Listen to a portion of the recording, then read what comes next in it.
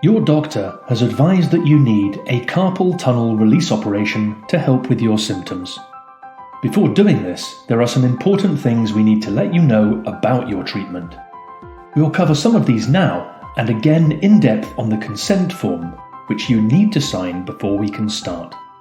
Be sure to read the full consent form carefully and ask a member of the team if you need any help or clarification. The carpal tunnel is a narrow passageway formed by the bones of the wrist. The median nerve, which passes through this tight space, can become pinched or compressed, leading to symptoms such as numbness, tingling, and weakness in the hand and arm. Although it has been recommended that you have surgery to treat your condition, you should also be aware that there are a number of alternative treatment options such as steroid injection, splints, activity modification, and hand therapy, which may be tried before surgery. You should discuss these options with your doctor if you're unsure how best to proceed. The main reason for surgery is either that non-operative measures have failed, or your symptoms are quite severe and disabling. You are under no obligation to proceed with surgery, however, not doing so may result in significant problems in your health and well-being, and it is likely that the problem will become worse and possibly more complicated to treat in the future.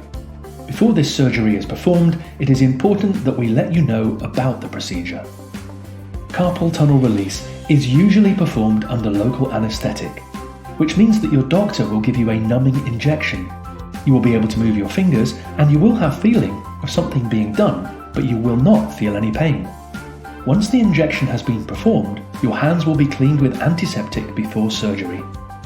The surgeon will make a cut in your palm, about 2 to 3 centimeters long, over the ligament. Once the ligament is identified, it is carefully released under direct vision. At the time of surgery, care is taken to protect the nerve, tendon, and arteries passing through the tunnel. The surgeon will then control any bleeding before closing the wound with stitches or sutures. The wound is then covered with a sticky plaster dressing and wrapped in a bandage. The benefits of surgical release far outweigh the risks. However, as with any surgical procedure, there are some risks and complications of treatment that you should be aware of. Pain, bruising, and swelling is common and tends to be worse in the first 2 to 3 days after the surgery. It then gradually improves over the next 10 to 14 days. If it persists, then please contact the hospital or the practice and arrange to be seen. Weakness of grip and soreness where the cut is made is commonly seen after the carpal tunnel release surgery.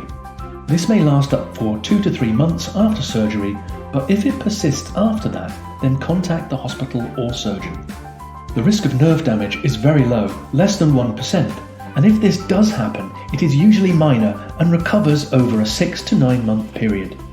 The risk of severe complications following surgery is also very low and less than 0.2%. Pain from your scar after surgery is common and usually settles after 6 to 8 weeks. Wound infection is rare and can be recognized as a discharge, redness, or pain around the scar. If you feel there may be an infection, please contact the hospital or surgeon. Following surgery, the bandage is removed after 48 to 72 hours, and a sticky plaster dressing is changed as required. Although the dressings are waterproof, wait until 5 days before getting them wet while showering or bathing. If the dressings do get wet, they should be replaced. The sutures or stitches come out 2 weeks following the surgery. Sometimes the wound may appear open at the top. This is a natural part of the healing process and should close quickly over a few days. If the wound is still open after 3 weeks, please contact the hospital or surgeon. Your doctor or surgeon will be able to explain in detail any questions or concerns you have regarding carpal tunnel surgery. You must only proceed with treatment when you feel comfortable to do so.